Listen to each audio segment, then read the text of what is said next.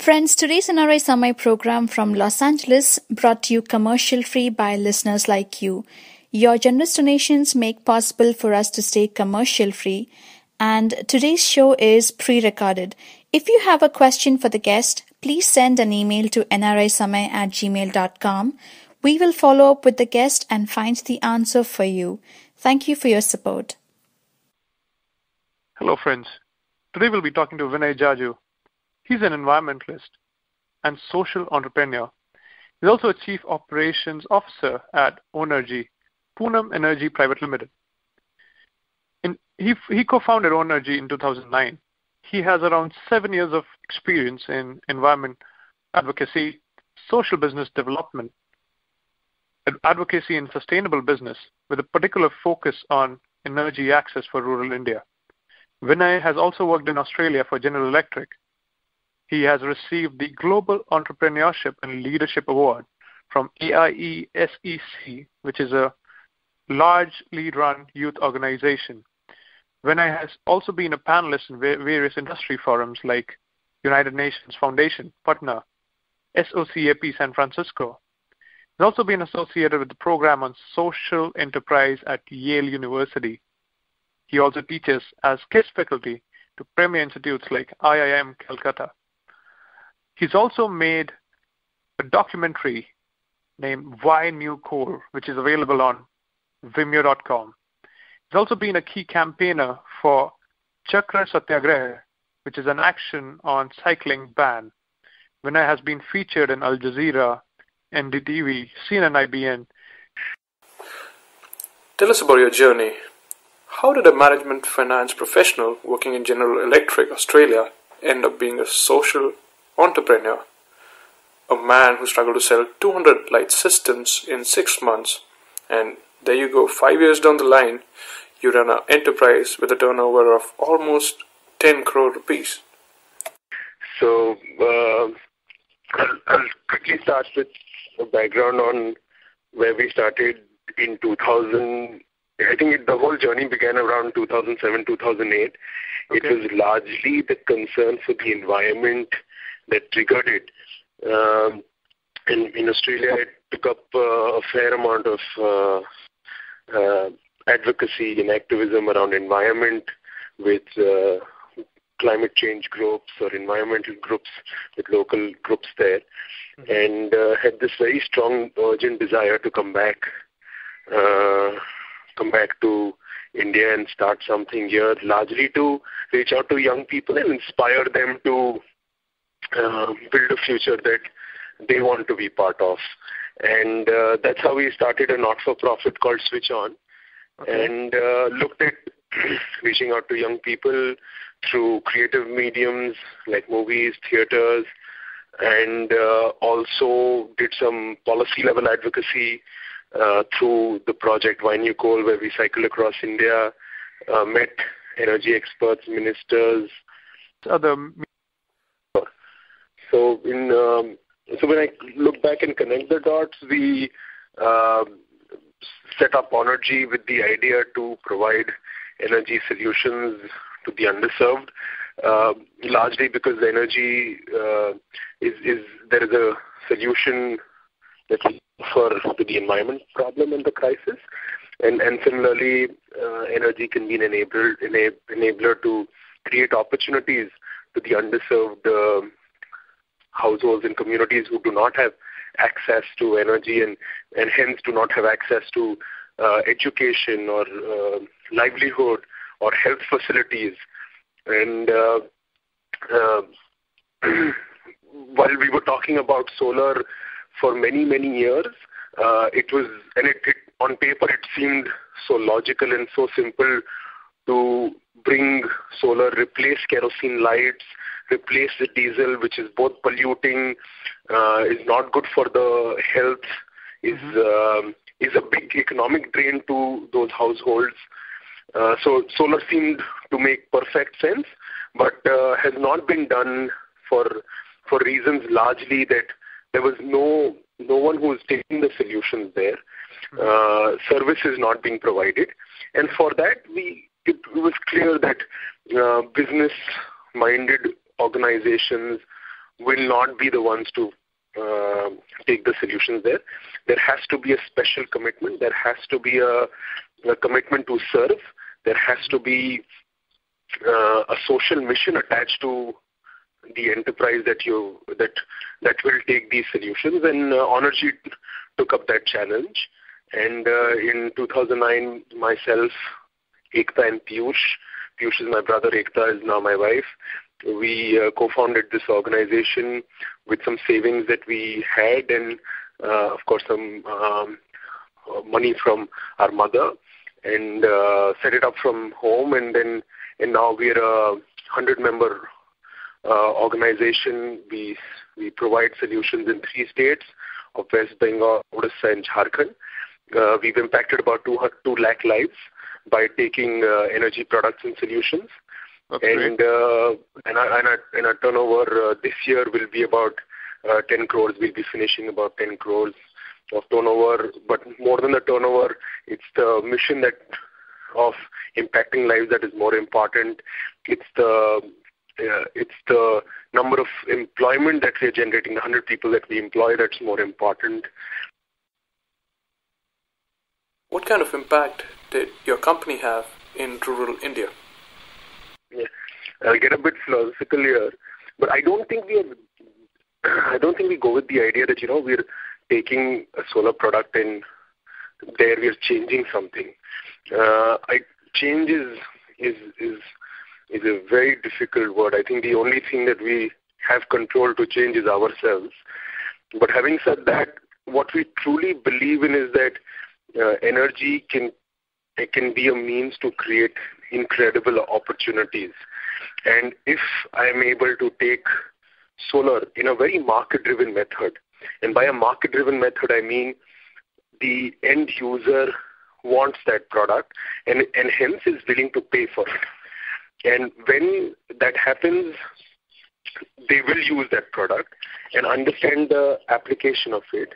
And with that light, that person is able to have their kids are able to study in the evening. They're able to the kerosene light that they were living in the evenings. They don't have to smell the fumes of kerosene. There was an economic drain on kerosene, about 150 rupees that they were having to pay on a monthly basis, even after kerosene being highly subsidized. They were still having to pay for that amount on a month-to-month basis. That amount would not have to be paid once they've paid off that solar system. So all of these, there is savings, there is education, there is health, and we've seen in many households where women folk have been able to use extra hours in the evening to do some work with hand and make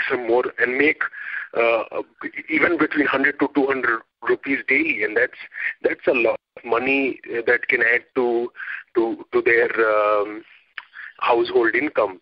Days are usually spent either in the field or collecting firewood, but evenings with some light, they can also use it productively. So overall, there's an incredible amount of opportunity that a household or a community can have access to by getting a simple light.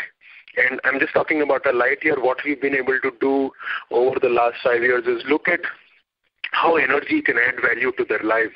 So taking solar irrigation pumps, to doing solar-based computer solutions, to looking at mini microgrid solutions that are also powering different machines for villages. So various things that we've been able to do, understanding the needs of these communities, and not just the needs, but also their aspirations, what their aspirations are. Everyone has a mobile phone. So charging mobile phones, you need energy. So all of these things has led to incredible amount of opportunities being created for them, based on which they can bring change for themselves. That happens, they will use that product and understand the application of it. And with that light, that person is able to have their kids are able to study in the evening. They're able to the kerosene light that they were living in the evenings. They don't have to smell the fumes of kerosene. There was an economic drain on kerosene, about 150 rupees that they were having to pay on a monthly basis, even after kerosene being highly subsidized. They were still having to pay for that amount on a month-to-month basis. That amount would not have to be paid once they've paid off that solar system. So all of these, there is savings, there is education, there is health, and we've seen in many households where women folk have been able to use extra hours in the evening to do some work with hand and make some more, and make even between 100 to 200 rupees daily, and that's a lot of money that can add to their household income. Days are usually spent either in the field or collecting firewood, but evenings they could, with some light, they can also use it productively. So overall, there's an incredible amount of opportunity that a household or a community can have access to by getting a simple light. And I'm just talking about a light here. What we've been able to do over the last 5 years is look at how energy can add value to their lives. So taking solar irrigation pumps, to doing solar-based computer solutions, to looking at mini microgrid solutions that are also powering different machines for villages. So various things that we've been able to do, understanding the needs of these communities, and not just the needs, but also their aspirations, what their aspirations are. Everyone has a mobile phone, so charging mobile phones, you need energy. So all of these things has led to incredible amount of opportunities being created for them, based on which they can bring change for themselves. I see. Great. That's amazing. It's good to know so many changes have actually happened. And like you said, change is indeed a difficult word in a broader way. One issue with solar energy, which typically people say is very high installation costs and the implementation is really expensive. How have you been able to make it affordable for a poor section of society in India who thrive on just like $3 to $4 a day? How did your business model how does it really work that takes care of this situation? Correct. So when we started off in 2009, we made the mistake any very smart, educated person would make, is look at how the product can become cheaper and smaller and something that they can buy off the pocket. And going into the field, understanding consumer needs, we were one thing that was very clear was we were very customer oriented. We were very solution oriented. We were not a product company that said, this is a product and we want to sell that. So we really wanted to understand the need. We took a product which was something that they could buy off, like a 1,000 rupee product that they can buy immediately. Okay. But really the need, the user aspirations were very different. And they wanted to have lights like we have in cities. They wanted fans, they wanted TVs, they wanted mobile phones, and why not? And this is where this question becomes really important. How is it made affordable? Also, quality is very, very important to make, and that is something that we were very sure of right from the start, because our focus was to create a service network, a distribution network in the beginning, and without having high quality services, service will always remain an issue, and that is something we never wanted to compromise on. So affordability for us meant not making a cheap product, but making something that the consumers or the users or the beneficiaries can pay over a period of time as easy installments. So ensuring that linkage with finance happens. Now, we never think about it, but all of our products that we have at home are mostly bank finance, or even our houses, to our cars, everything is bank, and that is why we have access to them. If it was not, it would not be affordable for us. And similarly, for these rural consumers, these products become affordable, accessible when finance is linked to it. And that took a lot of time. It took some trouble. But now we work with over 15 banks. We work with MFIs who finance these consumers, and they pay over a period of time.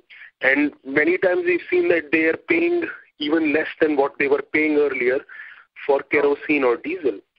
And even in cases where they're paying more for kerosene diesel, there is a clear payback analysis for them because solar, beyond once they paid it off, is free energy for 20-25 years for sure. The only thing you have to replace is batteries, maybe some electronic components, but that is a fraction of the cost, and there are immense savings. So our entire model of setting up renewable energy centers is based largely to address this issue. And for me, this is, besides financing, this is the single largest issue that hinders the growth and scale of solar energy, is the issue of providing end-use at the end-use service. No one has built that network. It is a very hard network to build. It requires a lot of commitment. It requires exactly what I was mentioning, a mission, idea of service, and that's exactly what we've done. We've created a service network, and we have to ensure that the products work, because that's the only way that we will be able to reach out to more people. That's the only way, as an enterprise, we will survive. So that's really high up on, and I feel very proud, because when you ask anyone in our team, you ask any of our partners, you ask any of our beneficiaries, what is that one single largest thing that differentiates Onergy to any other solar player? Everyone says service. They're the best in service. They're very strong on service. What if there is a situation, there is a village, for instance, that's a very remote village, 200 miles away from any source of electricity, and if in that kind of a place, the person who's involved in maintenance work over there is not able to fix it. So how do you take care of that in that situation? So we have different levels of expertise and different level of support systems when it comes to service. We have entrepreneurs who are equipped with spare parts and knowledge on service. And we have then we have our own technicians at the field level who cater to districts, one district per technician, who look at service. And beyond that, we have a central service support team at each state that provides support when the service is not able to close. Regardless of all these systems, we have a centralized service monitoring and service management system where any service, doesn't matter who's catering to it, gets recorded there and gets managed. So at these different layers, we commit to the customer that the service will get solved. We don't say that in the case you've given about 200 miles, it may not be possible to address and close the issue within a day or 2 days, but definitely that issue is addressed, and depending on the severity of the issue, it is resolved with a timeline committed to the user. My next question would be, so the government, its target is 100 gigawatt of solar power in the country by 2022. That requires a massive investment of around rupees 6 lakh crores. How successful has the government initiatives been so far, in your opinion, based on your understanding of solar industry? Right. So, I have various thoughts on when it comes down to government and solar. Positive and also critical. Okay. Critical in the sense, most of this policy is revolving around grid-tied projects. It's not focused on off-grid, or it's not focused on rural India. Let's put it that way.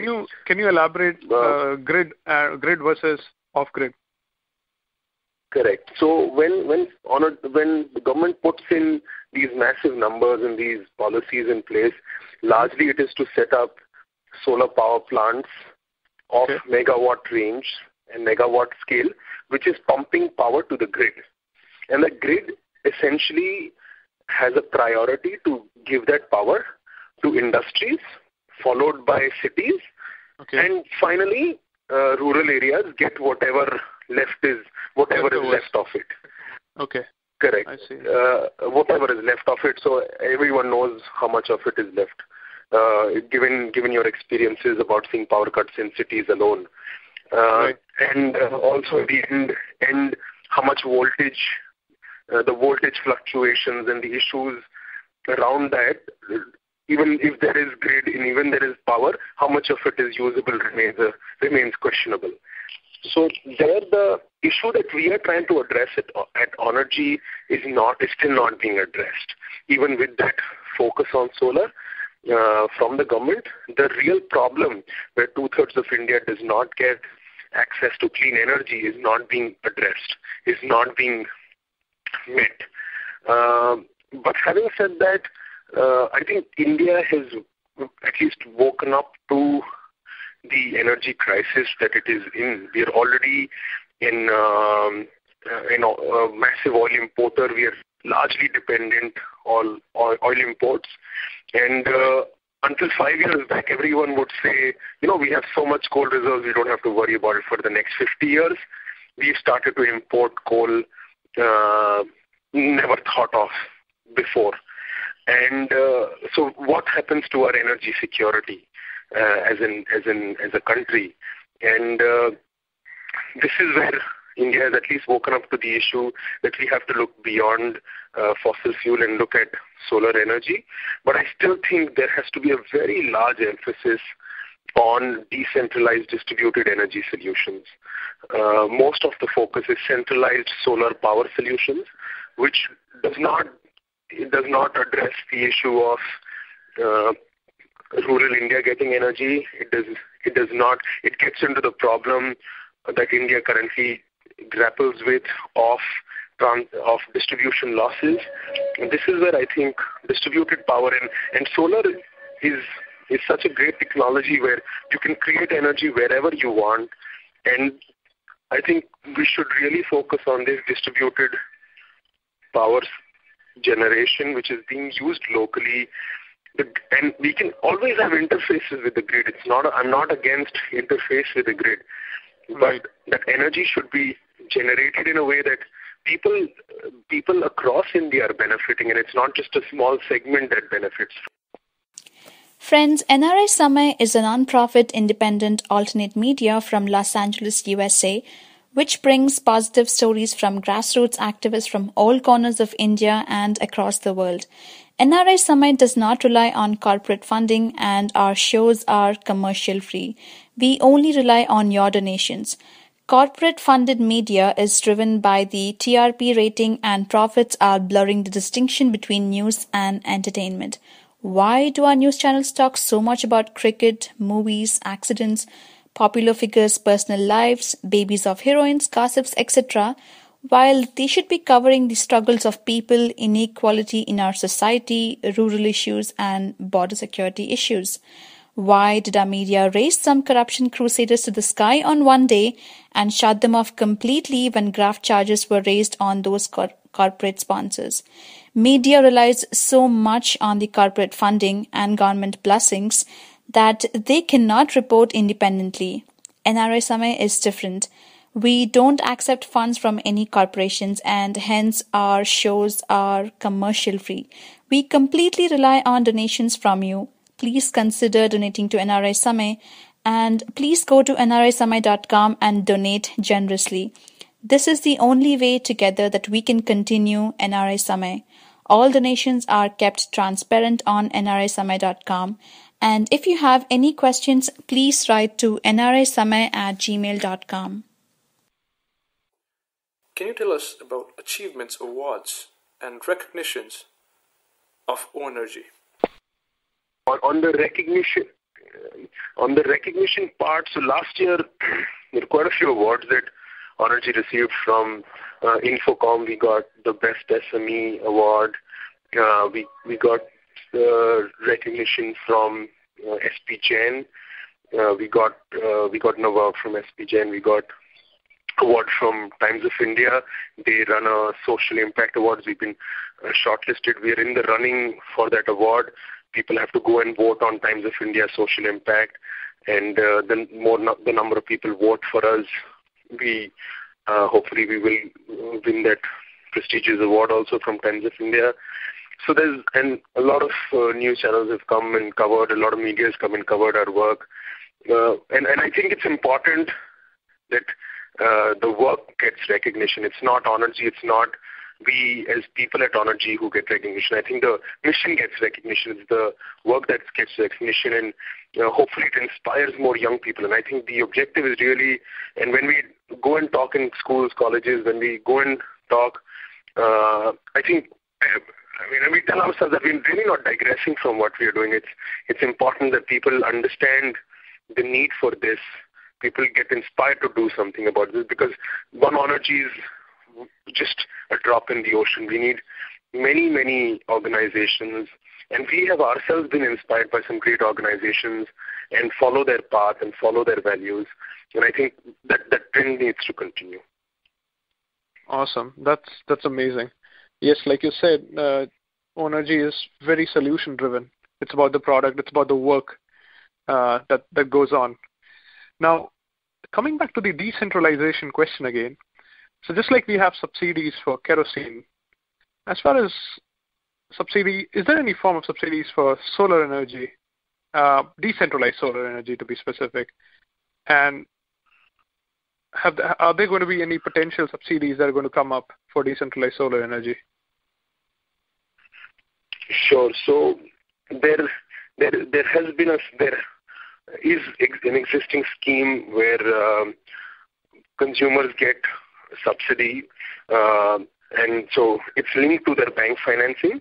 So when I was mentioning about end consumers getting financed through banks, there was subsidy linked with that financing. But unfortunately, for a year and a half, that subsidy has been blocked. The scheme hasn't been cancelled, but that subsidy has not come from the government of India. And because of that, the banks have become uncertain, have become a little nervous about financing, because they were also dependent on subsidy to give them some comfort on financing. And this is where I think my whole question around subsidy comes in. It's definitely not a sustainable way for things to grow, but also at the same time I realize it's necessary for something to pick up, because suddenly you can't come in and say that I'm subsidizing the rich, but the poor have to pay for the entire amount. But there has to be a clear vision which has to be articulated and communicated very well, that subsidy is necessary for something to start, but it's going to get phased out over 5 years or over 10 years. And for that 10 years, there's a very clear plan that this is how the subsidy needs to be utilized. Because I appreciate that I have lived a very subsidized life myself.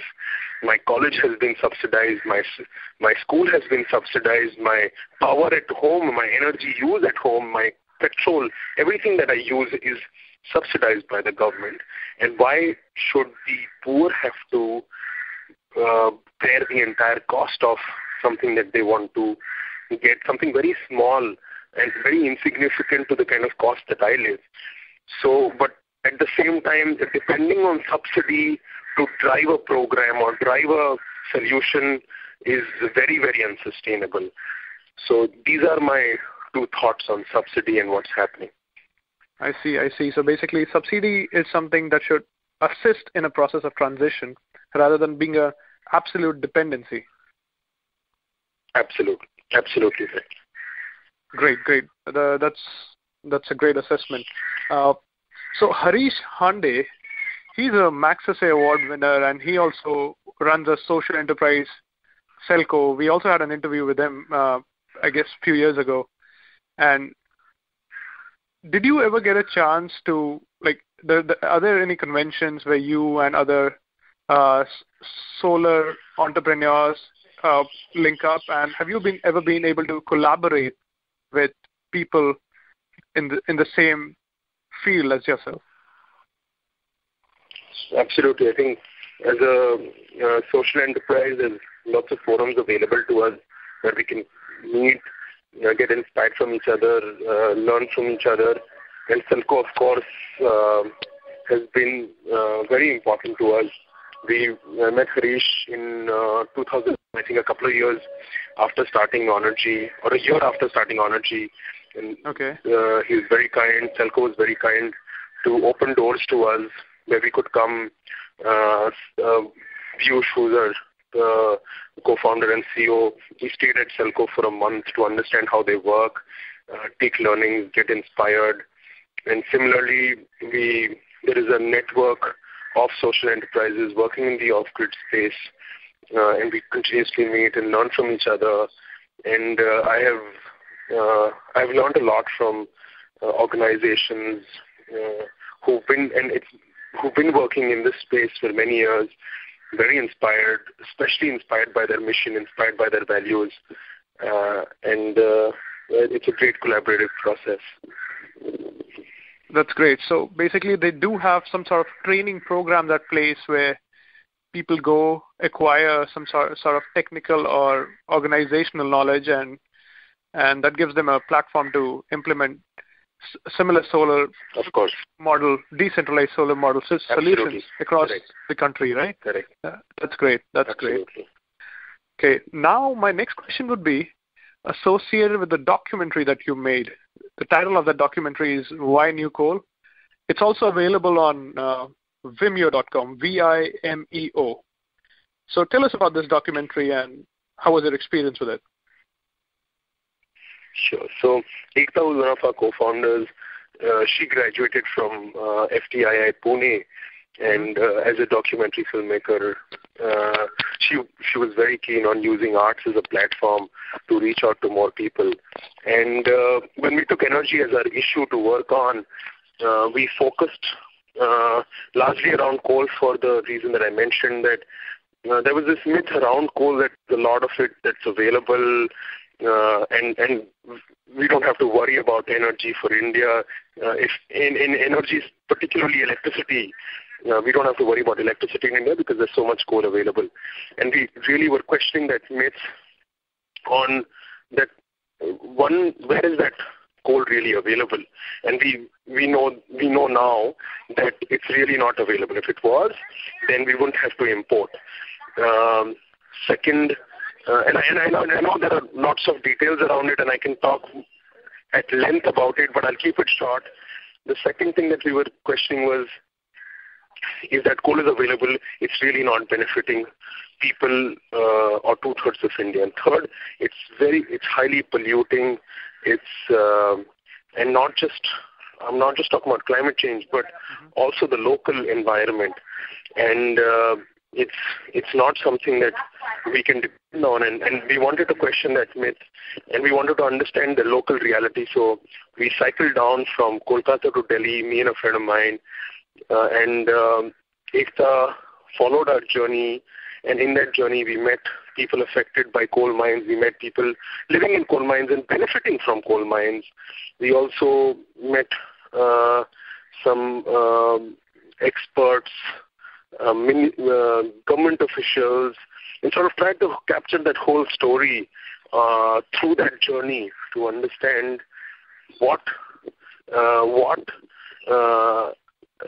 the effect of coal is, the importance of it, but also the importance of transitioning from fossil-based to decentralized, distributed, renewable energy solutions, and trying to seek answers for the same. And I think the answers was really to set up Onergy, and that's how, after Why New Coal, we set up Onergy, and that's the story that we've tried to put together in a film, and it's available on Vimeo, like you mentioned, sir. Amazing. Yes, I did watch that movie, and it was a very informative documentary about you. You met a lot of professors, a lot of people who work in coal mines, like you said, and was very got a very good broader perspective as to what the situation is, and it was a very fair assessment, I would say. And the next just one question, thing, I mean, we didn't take any, just like to mention one thing, we didn't take any grants, we didn't take any funding, nothing for this project. It was purely driven by our passion, and the finances were given from our pockets. So it was a very neutral assessment of sorts. Of course, we came in from the background as environmentalists, but we also respected that coal is an important asset to the country. It does benefit lots of people, but I think over-relying on something was becoming very harmful for the country. And that's the kind of assessment that we were trying to make as a group. I see. I actually read recently about, so President Obama is coming to India, and as part of his visit, one of the conversations is going to be about carbon footprint cutting. And seems like, based on news, Indian government is trying to take a firm stand behind coal and say that we will keep using coal because it's one of our primary resources, and it won't be fair for U.S. to enforce any sort of cost-cutting rules. So in this, it's a tough call, right? You said that in one way we cannot be completely dependent on coal, but at the same time it is also one of our primary energy resources. So what do you, in your opinion, what do you think the ideal route is? I mean, it's a coin with two faces here. I think my take there is that, and it's different now than what it used to be 5 years back, but now I have a very strong opinion that India shouldn't change whatever policies because of global pressures or external pressures. I think India has enough reasons to focus on solutions because of internal problems. And the solutions that exist to support energy access to most of India are also solutions that will support environment and global issues. So, but we shouldn't have to worry about those external pressures. If you only focus on our own internal issues, we will find solutions that will support other problems that we are talking about. I hear you. That's great. Thanks for that information. Now, my next question is about Chakra Satyagraha. It was an initiative in Kolkata, and you were a major part of it, obviously. So tell us about it. So for me, I think I'll tell you what cycling means to me. But for me, there are two things that I've stood by, and two things that drive me and drive the organization is sustainability and equity. And for me, cycling represents both. Equity, it's equal for everyone, and it's very, very sustainable. And very surprisingly, a city like Kolkata, whoever knows it, has had a very, very strong socialist, has had very strong social movements, has always been considered as equal for everyone, has banned cycling, very systematically been banning cycling on roads of Kolkata since the last few years.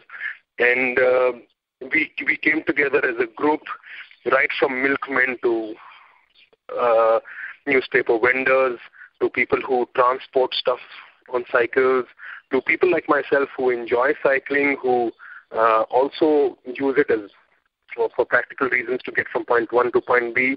We came together to question why this was done, because the way Indian cities, and especially Kolkata, the way it's focusing on vehicle transport, which leads to various issues, does not make any sense. If we want to really learn from the West, and we want to always ape the West, then I think this is one lesson we should learn, where the West is going back to cycling and taking down highways, taking down flyovers, taking down vehicles and moving back to non-motorized vehicles.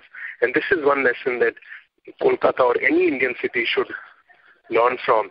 And I think our mission with Chakra Satyagraha was to create that awareness, create that consensus, and question the government, the local government, on why this ban on non-motorized vehicles and cycles. Awesome. That's a great initiative, and I've been keeping tabs on that issue as well. Now, my next question is, so I know that Onergy is a self-sustainable organization, self-sustained organization, but you also are running a not-for-profit organization, Switch On, at the same time. Now, they collaborate and coordinate to fulfill the end goal. I was just wondering if there are some enthusiastic donors out there who want to donate their money into a certain project that you are taking up as part of your organization. What kind of projects would that be, and how would you want people to donate?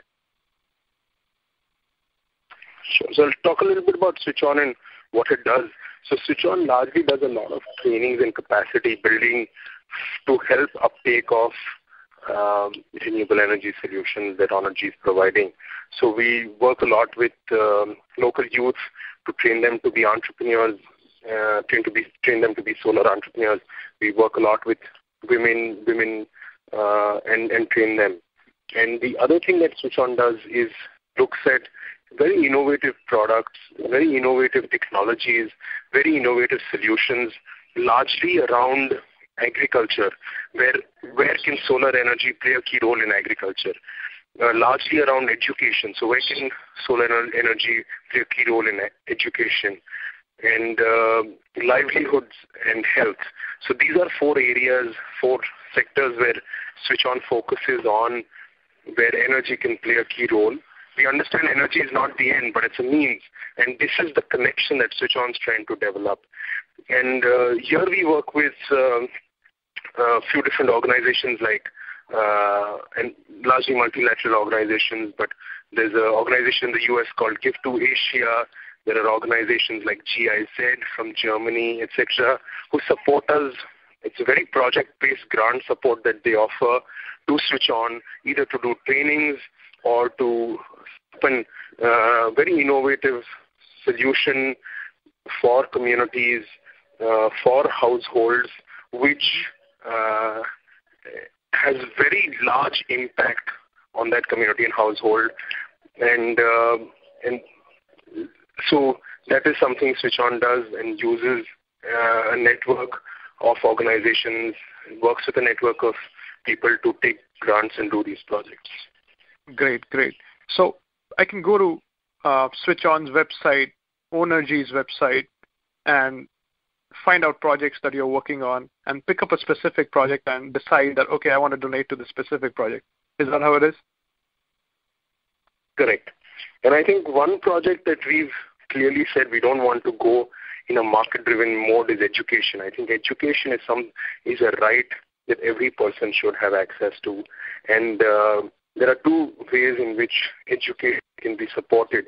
One is by providing lights to households, to children, to very deserving children who whose parents are not able to afford lights for education. And the other is by setting up solar-powered computer stations. And technology has come to a point where it's became such a great equalizer. That people, by having access to a computer with internet, the differences between cities and very remote rural areas can be bridged very quickly. And I think that's the other project that we try to do, is providing solar-powered computers to communities, to schools, where children can access the internet. We've done that in Uttarakhand, we've done it in Bihar, we've done it in Bengal, Odisha, and we see large-scale impact on those communities. So this is one project that we feel does not need to be market-driven, should be something that should be provided to young children for education, and so that they become nation builders and drive this nation in a much positive direction for the future. Great. That is amazing. Yes, education is one component that cannot be seen in a market-driven approach. If I am a donor and somehow I want to make sure that my donation is going at the right place and it's being used for the right things that I've been promised.